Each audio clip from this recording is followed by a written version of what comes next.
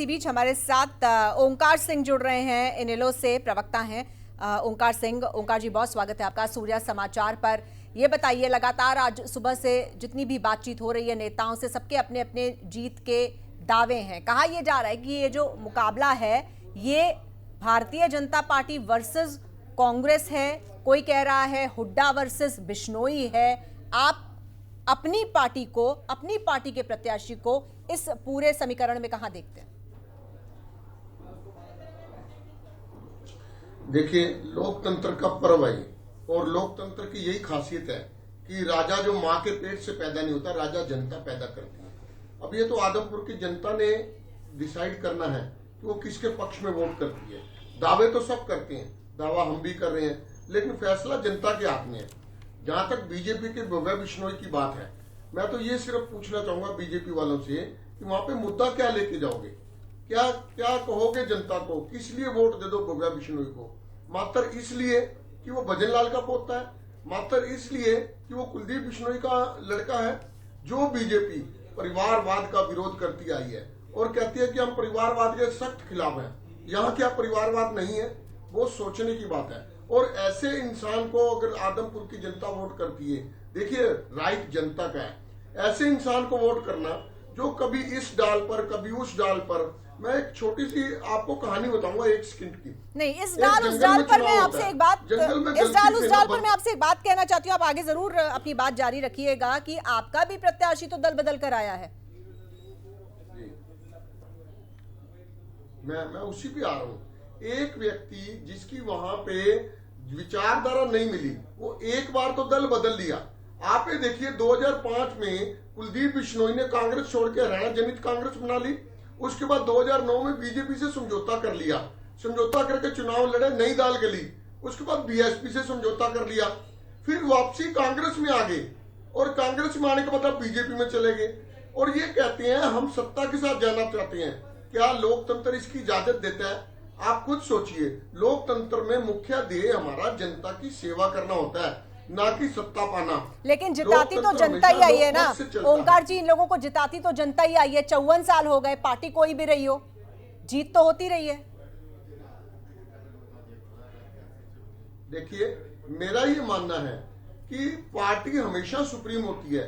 व्यक्ति विशेष की 2, 4 हजार 10 हजार वोट तो मैं मानता हूँ हो सकती हैं, लेकिन अगर कहें कि सारी वोट ही व्यक्ति विशेष की है, पार्टी कहीं भी नहीं है, ये तो बेईमानी होगा। अब मेरे को 1 मिनट में अपनी बात पूरी कर लेने दीजिए। एक बार जंगल में चुनाव हुआ और गलती से जंगल के जानवरों ने बंदर को चुनाव जिता दिया। अब बंदर बन गया वहां का राजा।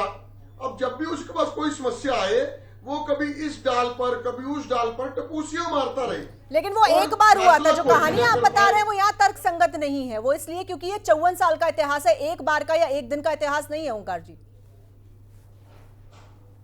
मैं मुख्य तौर पर कुलदीप बिश्नोई की बात कर रहा हूं, जो कभी इस डाल पर जा रहा है कभी उस डाल पर जा रहा है, फैसला कोई नहीं हो पा रहा।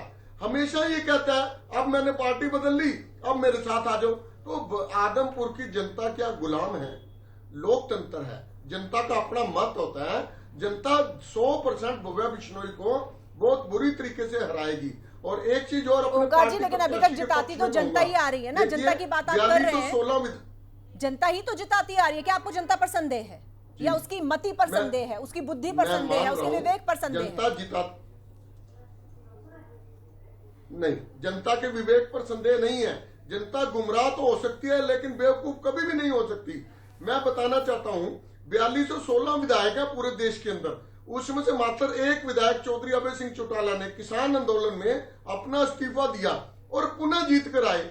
अगर बीजेपी के किसी नेता में इतना मादा है, चाहे मुख्यमंत्री चाहे गृह मंत्री, अगर वो अपनी सीट छोड़कर दोबारा जीत कर आ जाते हैं तो मानेंगे वास्तव में जनता इनसे प्यार करती है, लगाव। अच्छा, मुझे ये बताइए कि आईएनएलडी, चलिए ठीक है, दूसरे पर आरोप लगाना बिल्कुल ठीक है, लेकिन आईएनएलडी अपनी जमीन क्यों मजबूत नहीं कर पाई? आईएनएलडी इतने समय से क्या कर रही है? मैं बताता हूँ, 2019 की परिस्थितियों से पूरा देश वाकिफ है। कैसे बीजेपी ने क्या काम किया, हमारा परिवार भी टूट गया। बहुत दुख के साथ कहना पड़ता, परिवार भी टूटा, पार्टी भी टूटी। और जब भी कोई चीज में टूट फूट होती है, एक चीज स्ट्रॉन्ग और एक कमजोर रह जाती है।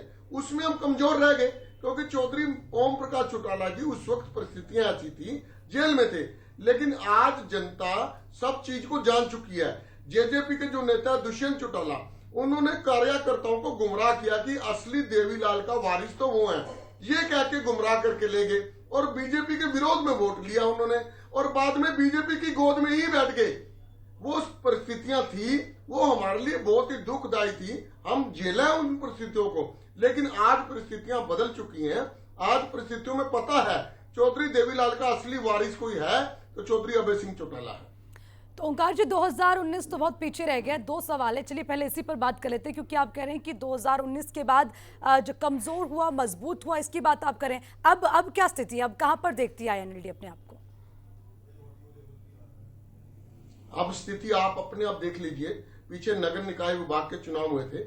हमें जब कहते हैं कि ये गांव की पार्टी है, हमारा नगर निकाय विभाग में देखिए हमारा 19% से ज्यादा वोट बैंक आया है। ये क्या दर्शाता है? हमारी पार्टी शहरों में स्थापित हो चुकी है। 2024 के चुनाव में पता लगेगा। और एक चीज और, इनेलो ने एलनाबाद का चुनाव पुनः जीता और पहले से ज्यादा वोट लेकर जीता। इस चीज से क्या, अगर हमारी पार्टी कहीं कमजोर हुई होती पहले की स्थिति से, तो एलनाबाद का चुनाव पुनः जीतना बहुत मुश्किल था। तो एक जीत के भरोसे आपको लगता है कि आगे की राह आसान हो गई है? देखिए, हमारा एमएलए एक ही था। मैं बार बार कह रहा हूं, 2019 में हम कमजोर हुए, हमारा एक ही विधायक था। लेकिन हमें फख्र है, वो ऐसा विधायक है, सड़क से लेकर विधानसभा तक जनता की प्रत्येक समस्या को बहुत संजीदगी से उठाई उन्होंने, और उन्होंने अपनी सीट छोड़ी। और मैं चैलेंज करता हूं, कांग्रेस के 31 विधायक हैं, 31 में से कोई भी विधायक, चाहे हुड्डा साहब, अपनी सीट छोड़ के दोबारा जीत कर आ जाए, मैं उनकी पार्टी में ज्वाइन करने के लिए तैयार हो जाऊंगा। लेकिन इनमें इतना ना तो मादा है, ना बीजेपी में, ना कांग्रेस में। हमारी पार्टी हमेशा जनहितैषी पार्टी रही है। हमेशा सेवा हमारा प्रमुख उद्देश्य रहा है।